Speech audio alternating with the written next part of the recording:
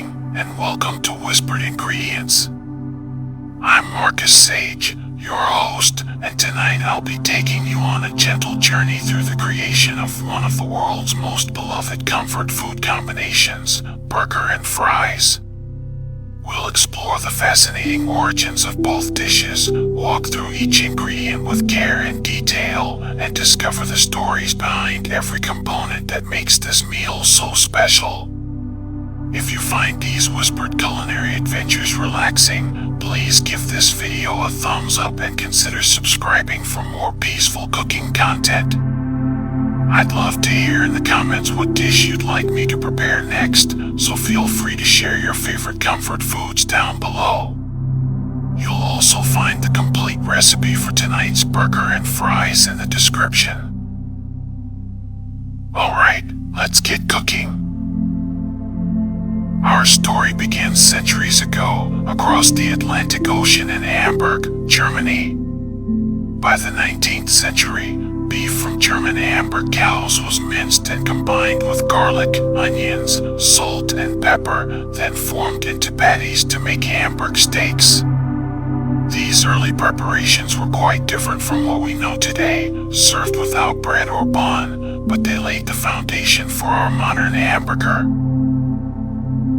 It is believed that 19th century sailors brought back the idea of raw shredded beef after trading with Russia's Baltic provinces. This concept evolved in Hamburg into cooked ground beef preparations that German immigrants would eventually carry to America in the mid-1800s. The transformation from Hamburg steak to hamburger sandwich represents one of the most successful culinary adaptations in American history. The exact moment when ground beef met bread remains a subject of gentle debate among food historians. Multiple American cities claim to be the birthplace of the hamburger sandwich, each with compelling stories of innovation born from necessity and creativity. What we do know is that by the early 1900s, the hamburger had found its place in American cuisine, appearing at fairs, diners, and eventually becoming the foundation of the fast food industry. Now, let us turn our attention to those golden, crispy companions, the French fries. Despite their name, fries may not actually be French. Some claim that fries originated in Belgium, where villagers along the river Meuse traditionally ate fried fish. In winter, when the river froze, the fish-deprived villagers fried potatoes instead.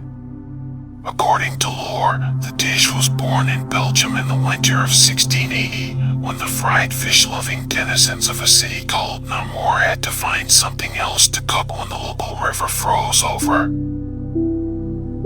The Belgian origin story tells of resourceful people adapting to seasonal challenges. When their primary food source became inaccessible, they turned to potatoes, cutting them into strips resembling small fish and frying them in the same manner. This practical solution created what we now recognize as the French fry. The name French fries likely comes from the cooking technique called Frenching, which refers to cutting food into uniform strips. Because French is one of the main languages spoken in Belgium, they started calling them French fries, and the name stuck. Another theory connects the name to the Pont Neuf Bridge in Paris, where French fries were believed to be first prepared and sold by cart vendors in the 1780s. The marriage of burger and fries as a combination meal gained popularity throughout the 20th century, particularly with the rise of American drive-in restaurants and later, fast food chains. This pairing became so iconic that ordering one without the other seems almost incomplete to many diners. Both components of our meal represent the beautiful story of immigration, adaptation, and culinary evolution. German Hamburg steaks became American hamburgers. Belgian fried potato strips became French fries. Together, they created a meal that transcends cultural boundaries and brings comfort to millions around the world.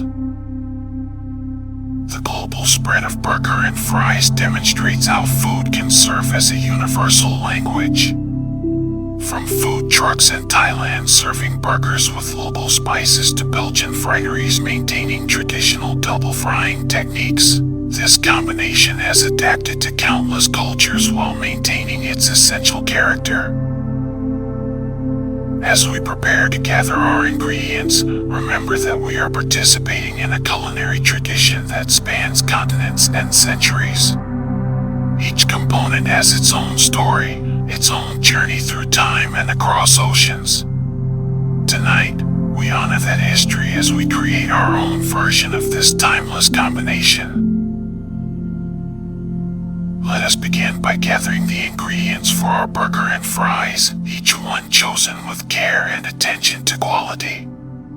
For our French fries, we will need 2 pounds of russet potatoes, preferably medium to large in size. Russet potatoes contain the ideal starch content for achieving that perfect crispy exterior and fluffy interior we desire. You will also need a neutral oil suitable for frying, such as vegetable oil or peanut oil, approximately 6 to 8 cups depending on your pot size. A generous amount of fine sea salt will be essential for seasoning. For our hamburger, we begin with 1.5 pounds of ground beef, ideally with an 80-20 ratio of meat to fat. This ratio provides the perfect balance of flavor and moisture without excess grease. You will need 4 hamburger buns, preferably brioche or a similar soft yet sturdy variety that can support our creation without falling apart. Our toppings include 1 large ripe tomato, 1 medium white or yellow onion, several leaves of fresh iceberg or butter lettuce, and 4 to 6 pickle slices per burger, depending on preference. For condiments, gather mayonnaise, yellow mustard, and ketchup. If you enjoy cheese on your burger, select 4 slices of American cheese, cheddar, or your preferred variety. Additional seasonings include freshly ground black pepper, garlic powder, and a pinch of smoked paprika if desired. You will also need a small amount of butter or oil for cooking the burger patties. Now, let us begin our preparation with the potatoes, as they require the most time and attention. Wash each potato thoroughly under cool running water, scrubbing gently to remove any dirt or blemishes. The decision to peel or not to peel is entirely yours. Many prefer to leave the skin on for added texture and nutrition, while others prefer the clean appearance of peeled fries. Using a sharp knife, cut each potato lengthwise into slices approximately ½ an inch thick. Then cut each slice into strips of the same width, creating uniform French fries. Consistency and size ensures even cooking and prevents some pieces from burning while others remain undercooked.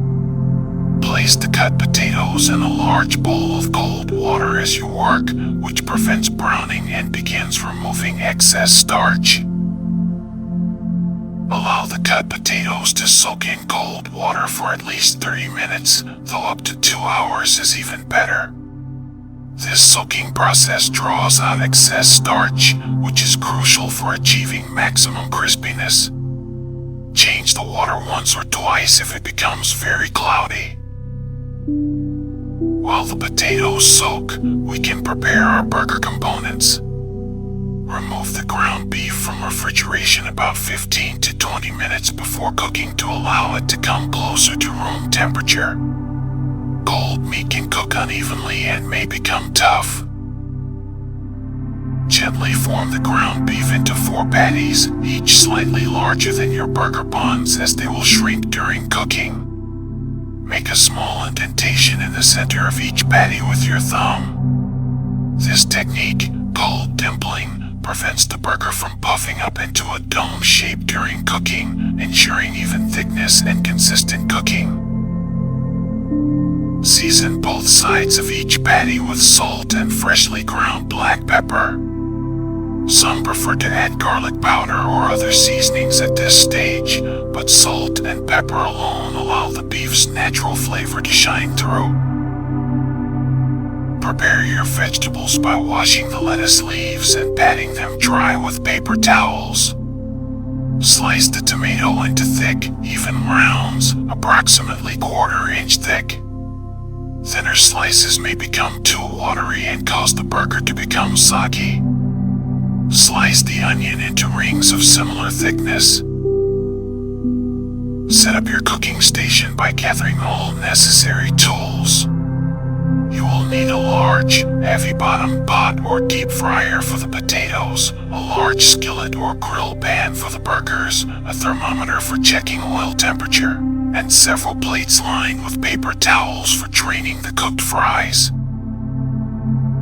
The key to success with this meal lies in timing and temperature control.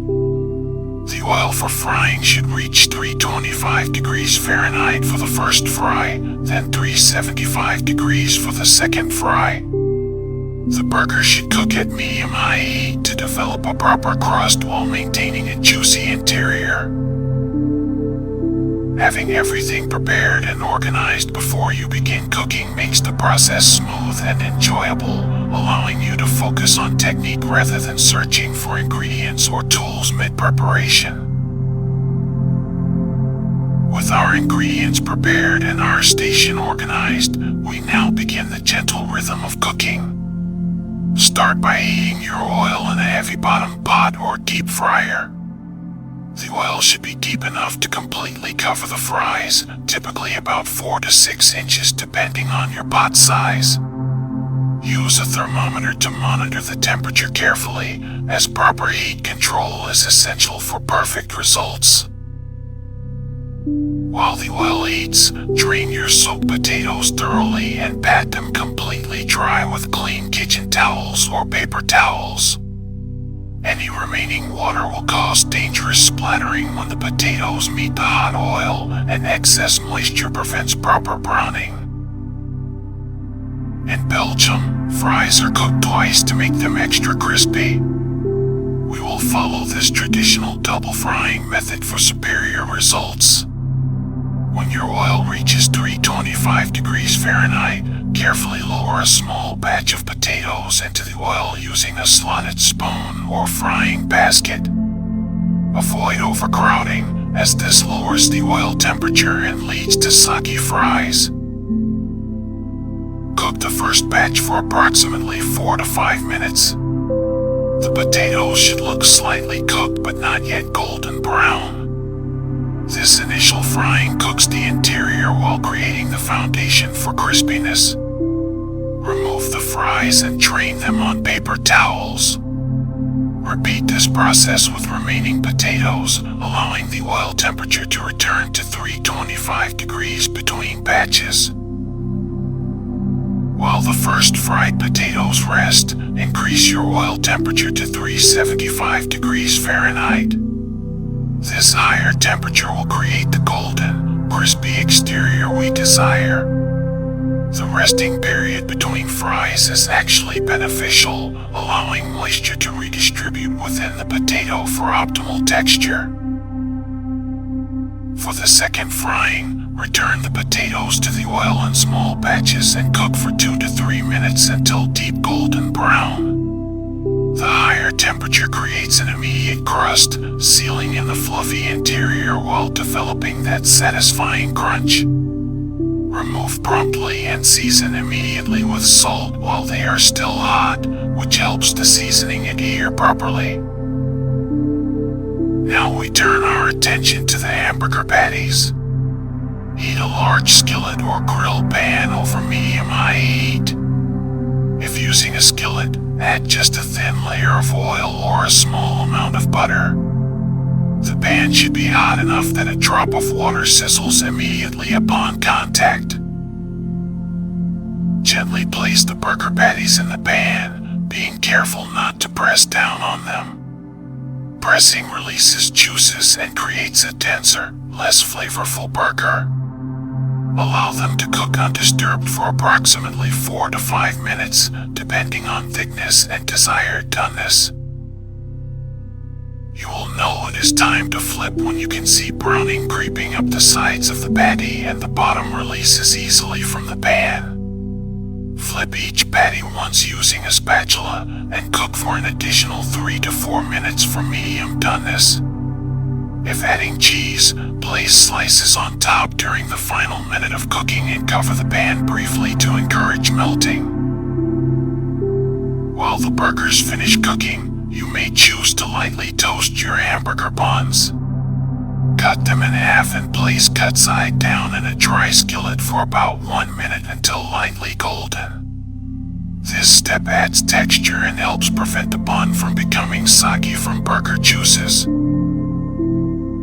Assembly should happen quickly while everything remains warm. Start with the bottom bun and add your choice of condiments. Layer the lettuce first, as it creates a barrier between the wet ingredients and the bun. Add the cooked patty, followed by cheese if using, then tomato and onion slices.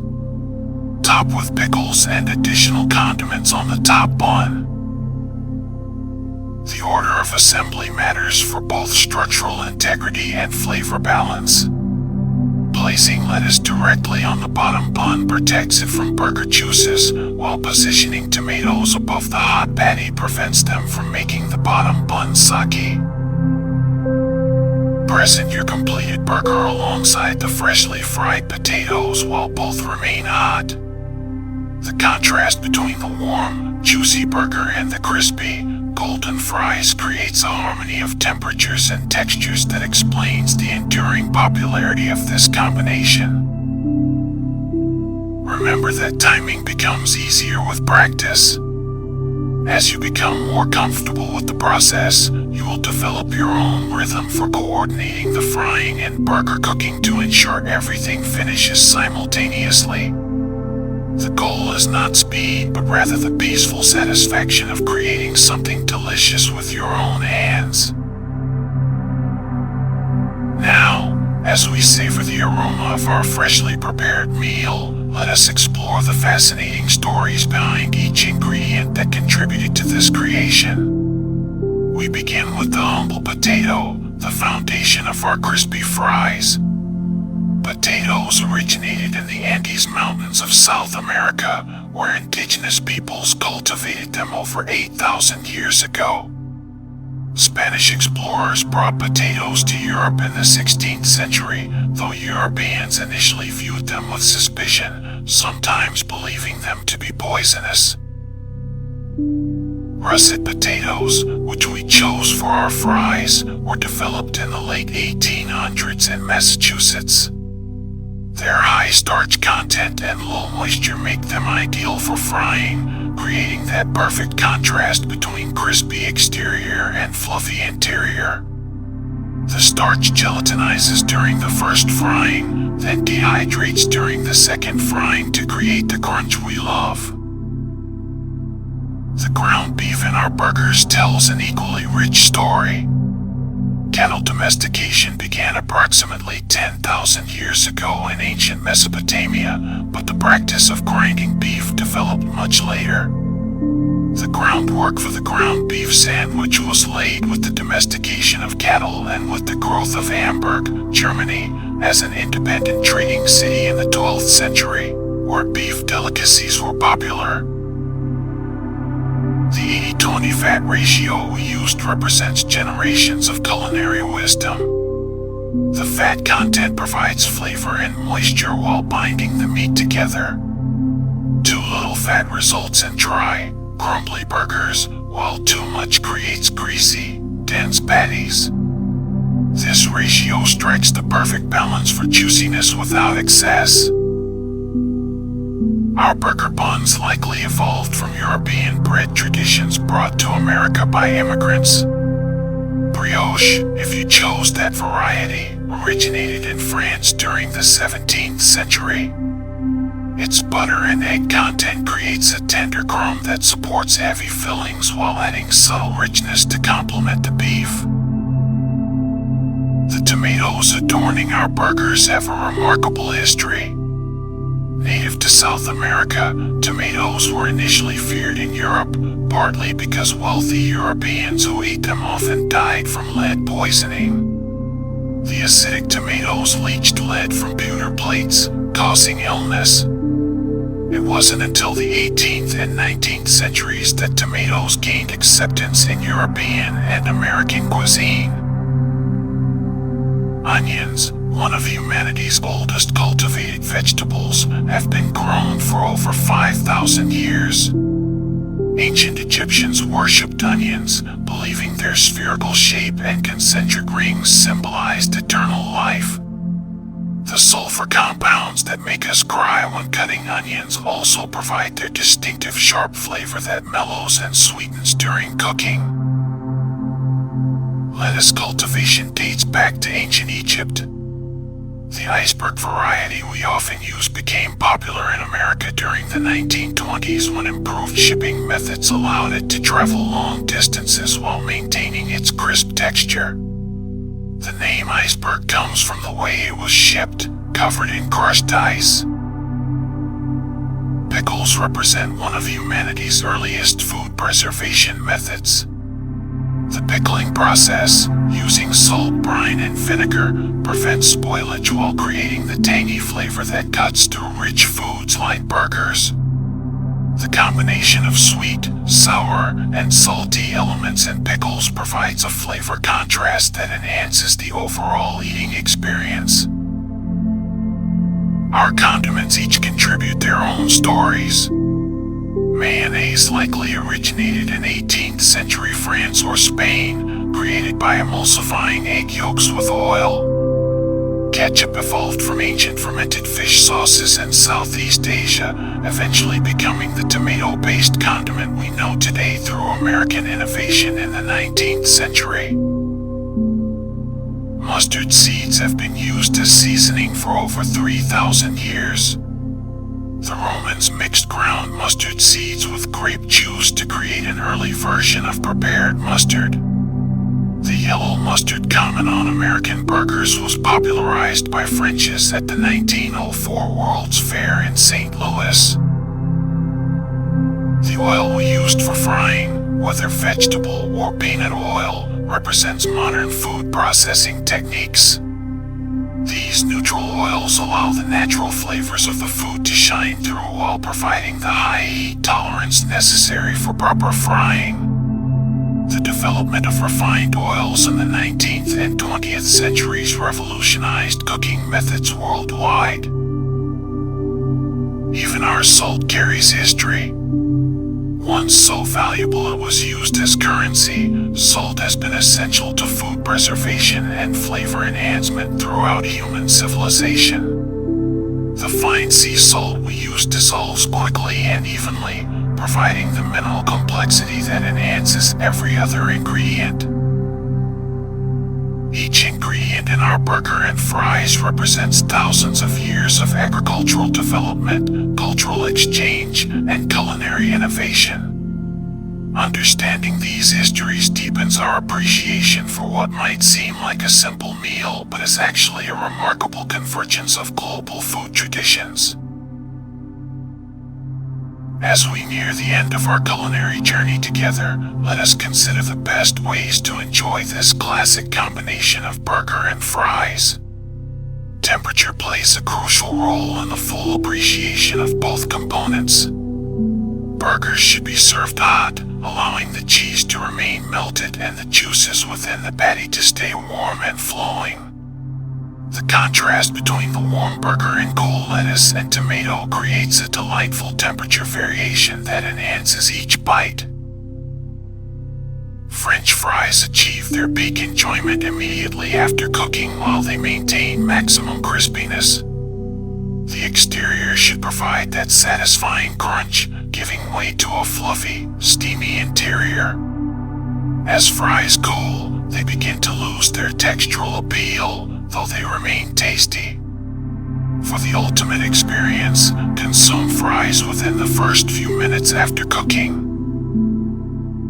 The art of eating a burger requires some consideration.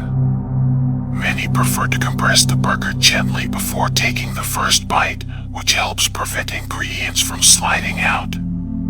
Others advocate for eating burgers upside down, claiming the thicker top bun better supports the weight of the ingredients. There is no wrong way, only personal preference developed through experience. Traditional beverage pairings enhance the meal's enjoyment. Cold beverages provide contrast to the warm, rich food. Classic choices include cola, which cuts through fatty flavors with its acidity and effervescence, or cold beer, which complements the savory elements. Milkshakes offer a creamy counterpoint that has become an iconic pairing, particularly in American diner culture. For those seeking healthier alternatives, sparkling water with lemon provides cleansing bubbles without added sugar, while iced tea offers subtle flavor without overwhelming the food. The key is choosing beverages that refresh the palate rather than compete with the meal's flavors.